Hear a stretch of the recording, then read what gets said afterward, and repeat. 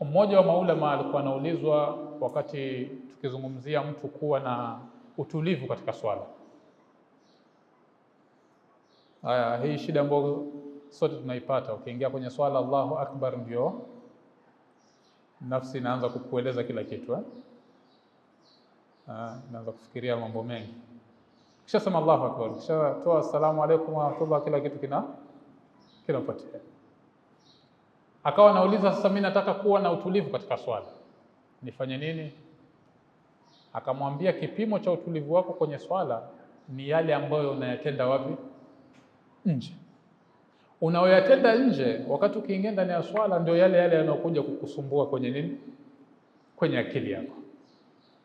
Kwa hiyo kama nje ulifikiria maasi, ulisikiza muziki, unawezekana ukishaingia Allahu Akbar nyimbo zote zinaanza kujirudia. Sababu sasa umetulia, sio? Sasa kila kitu kinakuja. Sasa anasema ikiwa nje yote uliokuwa unayafanya ni mambo mazuri, ilikuwa ni mtu wa Qur'ani, mtu wa kila kitu, sasa piga hesabu wewe ukiingia kwenye swala itakayokuja ni mambo gani? Kwa hiyo kubadilisha hali ya swala na ndani ya swala kuwa na kitu gani ni wewe nje ya swala unafanya nini? Nje ya swala unafanya nini? Kwa sababu ulichokifanya nje ndio kinachokuja wakati ukisema Allahu Akbar.